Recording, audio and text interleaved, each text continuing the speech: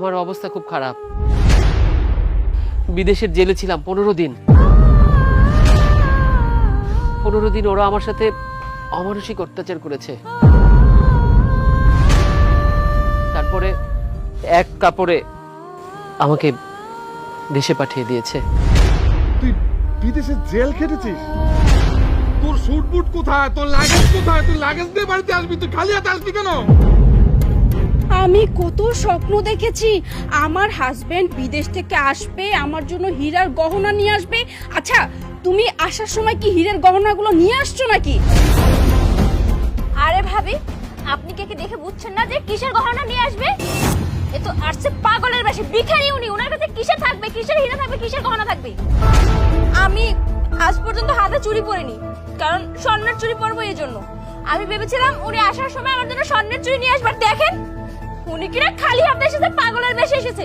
শুনেন, আপনার কোনো জায়গা নেই এই বাড়িতে। আপনি যেখান থেকে এসেছেন সেখানে চলে যান।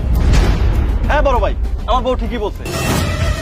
আমার বউ আপনার কাছে একটা স্বর্ণের ঝুলি চাইছিল, এই দাবিটা পূরণ করতে পারলেন না। আর ভাই, তোমার কি বলছিলাম, তুমি আসছো ভালো কথা, তোমার কাছে একটা সামান্য দাবি করছিলাম ছোট ভাই হিসাবে, আমি করতে পারি না? আর তুমি খালি একটা ড্যান ড্যান করে ফকিন্নির মতো, গরিবের মতো, ছোট লোকের মতো, হ্যাঁ পাগলের মতো এই বাড়িতে চলে আসছো। আমি তো পরিচয় দিব না ভাই, ভালো ভালো তুমি এই বাড়ি থেকে চলে যাও। যাও। এই তুমি চুপ থাকো। তুই কি ব্যাগ ব্যাগ করে তুমি কার সাথে কথা বলছো? তার সামান্য ড্রেস কেনার সামর্থ্য নেই, সে তোমাকে ব্যাগ দিব না? কি? আমি এই অসুস্থ অবস্থায় দেশে ফিরে আসছি, আমার নিয়ে তোমাদের কোনো চিন্তা নেই? আমি তো ওই প্রবাসী মারাও যেতে পারতাম। আর কি বললা? আমি আমি খালি হাতে আসছি? 7টা বছর প্রবাসে থাইকে আমি যে তোমাদের 2 হাত ভইরা দিছি, তখন কোথায় ছিল? তখন কোথায় ছিল এসব? বাবা, তুমি যখন যা চাইছো দিছি। তুমি জমি কিনবা, লক্ষ লক্ষ টাকা পাঠাইছি। বাড়ি করতেছো আমার টাকায়, হজ করতে গেছো আমার টাকায়। তখন তো একটিবার তোমাদের মুখ কালো দেখি নাই। আর বউ তুমি আজকে একটা নেকলেস আনতে পারি না, এত কথা বলতেছো। তোমার তোমার কানে যেটা আছে ওটা সাদা স্বর্ণ, হীরার চেয়ে দামি। এটা কে পাঠাইছে? ছোট বউ, তোমার হয়তো আমি স্বর্ণের রুলি আইনা দিতে পারি না, কিন্তু কানে যে হীরার কানের দুল পড়ছো সেটাকে দিছে। আর ভাই, গঞ্জে তোর 7টা দোকান, এই দোকানের টাকা কে দিছে? আমি দিছি। এই আমি প্রবাসী, বিদেশে থাইকা দিন রাত নাই পরিশ্রম করছি, মাথার ঘাম পায়ে বাড়াইছি, নিজের সুখের কথা চিন্তা করি না, তোদের সুখের কথা চিন্তা করছি। তখন তোদের এইসব কথা কইছিল। আমি যদি জানতাম তোরা আমার সাথে এইভাবে দুর্ব্যবহার করবি, আমি 1টা টাকা তোদের পাঠাইতাম না। আরে আপনি দেবেন না তো কে দিবে? হ্যাঁ, আমার শ্বশুরে। এই যে আমার জামাই বিদেশ যাইতে চাইছিল, কিন্তু আমার জামাই বিদেশ পাঠায় নাই, আপনাকে বিদেশ পাঠাইছে। তার যত সয় সম্পত্তি ছিল সব বিক্রি করে আপনাকে বিদেশ পাঠাইছে। আর আপনি দেবেন না তো এখন আমাদের কে দিবে? হ্যাঁ, আসলে ভুলটা না আমারই হয়েছে, বুঝতে পেরেছো?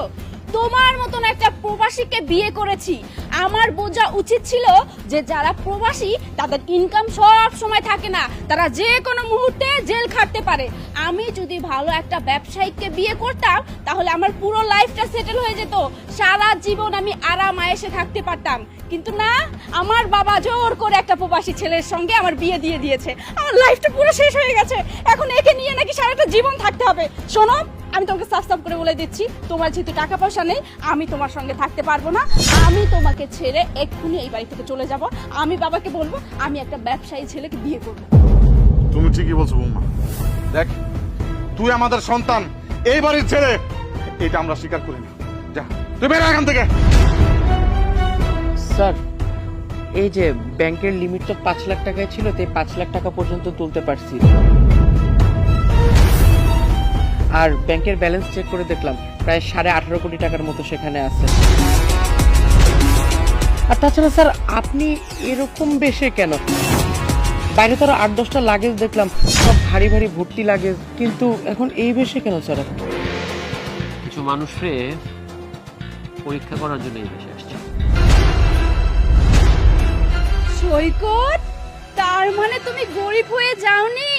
তোমার অনেক টাকা পয়সা আছে, লাগেজ ভর্তি করে নিয়ে আসছো। ও মাই গড, তাহলে আমার বাবা ঠিক সিদ্ধান্তই নিয়েছে তোমার মতন একটা ছেলেকে আমার লাইফে চুজ করে। শোনো সৈকত, বেশ ভালো কথা, লাগেজ ভর্তি করে যেহেতু টাকা পয়সা নিয়ে আসছো, এবার চলো আমরা এই লাগেজ ভর্তি টাকা পয়সা নিয়ে এখান থেকে চলে যাই। এই বাড়িতেও থাকবো না, এরা সব হচ্ছে ছোট লোক, এদের মেন্টালিটি নিচু, বুঝতে পেরেছো? চলো চলো চলো। আরে ভাবি, আপনি সব কি কইতেছেন? হ্যাঁ, আমার জন্য যে স্বর্ণের চুড়ি নিয়ে আসছে, এটা আমাকে দিয়ে যাবেন না?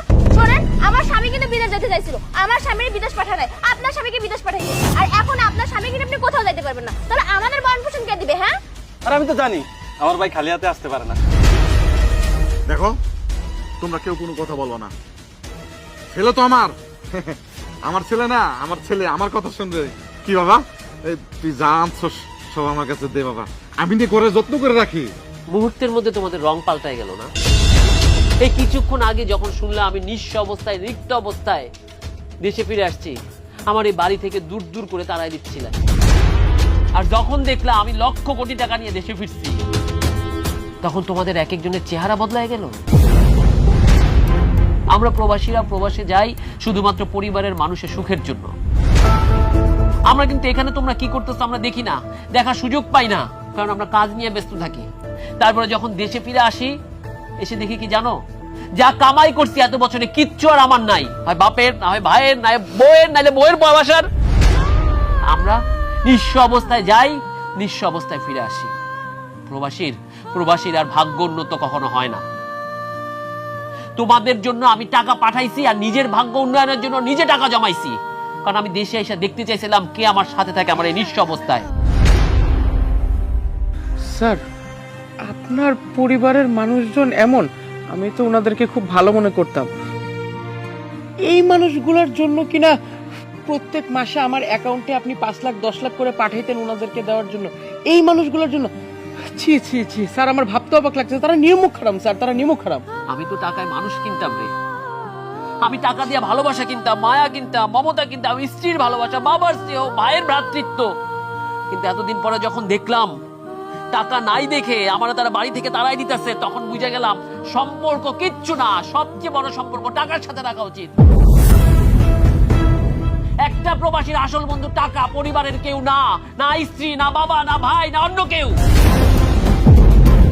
তাই আমি সিদ্ধান্ত নিছি এই পরিবারের সাথে আর এক মুহূর্ত থাকবো না। যে প্রবাসী তোমাদের ভাগ্য কইরা দিচ্ছে, আজকে সেই প্রবাসী নিজের ভাগ্য করব। চলো, আর শোনো, এই বাড়িটা তোমাদের দান কইরা দিয়া গেলাম। চাইলে এই বাড়ি আমি নিয়া তোমাদের বাড়ি থেকে বের করে দিতে পারতাম, কিন্তু অতটা অমানুষ আমি না। আমি বাড়িটা তোমাদের দান কইরা দিয়া গেলাম।